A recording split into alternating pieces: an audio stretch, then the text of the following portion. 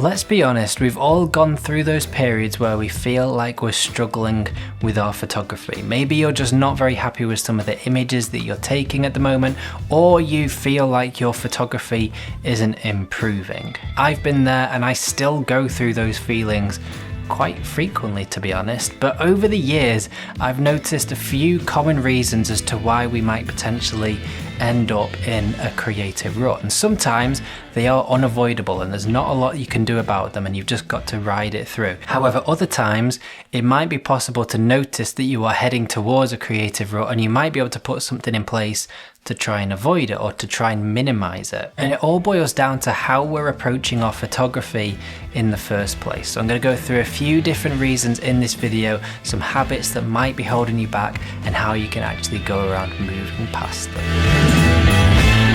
The first reason is probably one of the most common reasons, and my previous YouTube video, which I will link up here or down here, was actually on a very similar topic, and that is that you're spending way too much time thinking about gear. Now this could be two different reasons. It could be you're spending too much time thinking about the gear you're going to buy next because you feel like you need an extra piece of gear to be able to do what you want to do. Or it might be that you just own too much gear and you're not sure which gear you want to be using for that particular thing. So you might be constantly thinking, which camera do I need to be shooting with? Do I need more megapixels, less megapixels? Do I need a camera that performs better in low light? Which lens should I be using? Do I need to be shooting at f1.8 or is aperture not going to be too much of an issue? Do I need a camera that is better for shooting photos or a camera that is better for shooting video? Gear, as much fun as it is to be able to talk about gear and use new gear, research new gear, it can actually be one of the biggest things holding you back because it is also one of the biggest distractions from you learning and improving your skills and techniques. As I said in my previous video, way too much emphasis is put on the actual gear that we are using to be able to do a job. You don't need a new piece of gear to be able to take better images or make better videos. You just need more practice and to develop your skills and techniques. I've taken some of my favorite photos and made some of my favorite videos using the simplest and cheapest setups. And on the other hand, I've overthought things way too much and then gone out to try and make something and I've just been disappointed with what I've created because I've been thinking too much about the gear. GAS, or gear acquisition syndrome, is a problem. However, if you can try and get past that and just focus on you as the photographer, the videographer, and what you are trying to create, you will see a much greater improvement in your work than if you were to buy a new piece of gear and use that to create a job and you're thinking too much about that. Concentrate on yourself.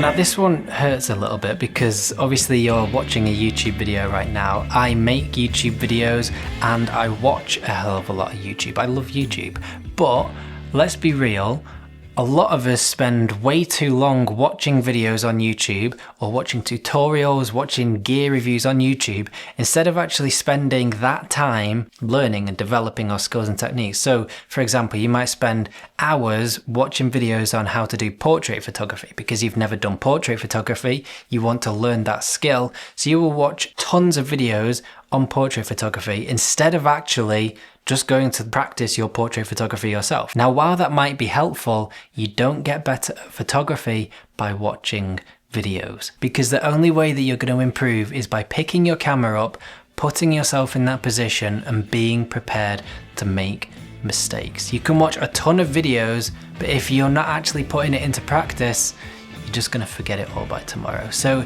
if you've watched 5 or 10 YouTube videos on that specific topic that you're looking to improve at and you've not taken any photos, it's time to maybe flip that balance a little bit. Photography is a skill, just like learning to ride a bike or learning to play the guitar. And if you're not frequently practicing that skill, the chances are you're not going to be improving. Now that doesn't mean that every single day you need to be traveling to some exotic location in the mountains and shooting bangers and getting thousands of likes and selling prints and all of these sorts of different things. It doesn't work like that. It could be something as simple as just carrying your camera with you everywhere you go. It could be something as simple as just, if you have half an hour when you get home from work one day, go for a walk, take your camera and just shoot pictures around your hometown. It could even be something as simple as sitting on the sofa and flicking through the menus, trying to figure out where everything is that you might need to, getting your custom menus or your custom buttons set up so that when you do go out to shoot, everything is set up exactly how you like to shoot, and you know that you can rely on it, and your camera then doesn't get in the way and you're not thinking about what you're doing. It just becomes an extension of you and your creativity, because all of that builds muscle memory. And that can again play a huge part in helping you to take better images, because the gear just becomes even less of a barrier again between you and your creativity and what you are trying to create. And the more familiar you become with your gear, because you've been using it every single day or just sat learning how to use it, the less it gets in the way and the more you can just think about your photography. One thing to take into account is that every single person you talk to has an opinion. Obviously, that is absolutely fine. However, if you're constantly looking for advice or reviews and tips and tricks, you'll get a little bit stuck and it can become quite overwhelming. The fact that everyone has an opinion isn't going to go away whether you're a beginner or you're a professional for the last 5 or 10 years, because if you're a beginner, everyone is going to be throwing tips and tricks at you. You're going to be asking for advice. People will give you their advice and you will take that on board. And even when you're a professional, you're still going to get opinions because everyone has opinions on your work. You're sticking stuff out on social media, you're going to get comments and you'll just be hearing different people's opinions all of the time. It can become incredibly overwhelming. You'll be getting different opinions on which gear you should be using, what settings you need to use in certain situations. People saying that you should only be shooting in golden hour to get the best light and all of these different things. Some people will say you're doing it wrong. Some people will love your work. At the end of the day, all you need to think about is what you're doing. And if you're enjoying it and if you're happy with what you're creating, no one else's opinions really matter. At the end of the day, you start photography for the reasons you start other things, because you enjoy it and you have an interest in it. The more that you start to take different opinions on board, and they will come from absolutely everywhere, you just need to be able to filter them out, because if you are taking on too much or taking on the wrong opinions, it becomes very easy to forget why you started, and that can then force you into that downward spiral and you get yourself into that rut where you overthink it. The only opinion that you actually need to take into account is yours. If you're happy with what you are creating, if you are challenging your creativity and you're enjoying it, that is absolutely fine. So yes, take advice and opinions from others. However, filter it out and be very careful. Take what works for you, ignore the rest, and trust yourself.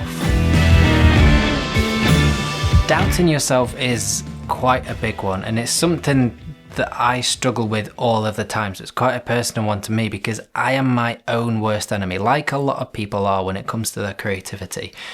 And you start to get into your own head thinking, what will people think about this? And this video isn't good enough. That photo is rubbish. I'm now rubbish at photography. I'm never going to be able to take a decent photo ever again. All of these things that spiral around your head, and then you start to overthink them and you start to believe them. And it's complete nonsense, but it's hard to not believe, if that makes sense. But confidence is something that it grows over time the more you do it and the more you put yourself in that situation. Even though those feelings of doubt, I don't think ever really go away. They're always there, just bubbling away. But you can work through them. And the more you do things, the more you put yourself in that situation. Maybe it's posting photos or sharing photos. The more you do it, the easier it will become. And yes, you will have occasions where you start to self-doubt and overthink things and think that you're not necessarily any good, even though that's not the case at all. But it does get a little bit easier, and it's all about just constantly showing up. So it might be, for example, just getting out of the front door with your camera. If you can do that every day for a week, your confidence is going to grow, and then you can move on to the next thing. And yes, you might have a period of self-doubt where you start to struggle with things a little bit. However, the more you do it, the more you put yourself in that situation, the easier it gets. And it's all about just showing up and forgetting what everyone else thinks, because those opinions don't matter. Like I said earlier, the only opinion that matters is yours, and if you're enjoying what you do. So if you do feel like you are maybe struggling with your photography a little bit and you're not very happy with the images you are creating at the moment, or you're not improving at the rate you want to, that is completely normal. It is nothing to worry about. Everyone has those creative ruts occasionally. But if you do feel like you are heading towards one, there are things that you can do to try and work through it, or try and sway around it and avoid it if you can. Just put your phone down, turn it off, get out with your camera and go and enjoy shooting, and remember why you fell in love with photography in the first place and you grew that interest in it. Let me know in the comments down below any other ways that you might have managed to break out of your creative rut, something that you like to do when you are struggling to just try and find a little bit of inspiration again. Start a conversation in the comments down below, because I think it might be helpful for a lot of people. If you found this video helpful, I would really appreciate it if you hit like and subscribe, as it helps out more than you could imagine, and I shall see you in the next video.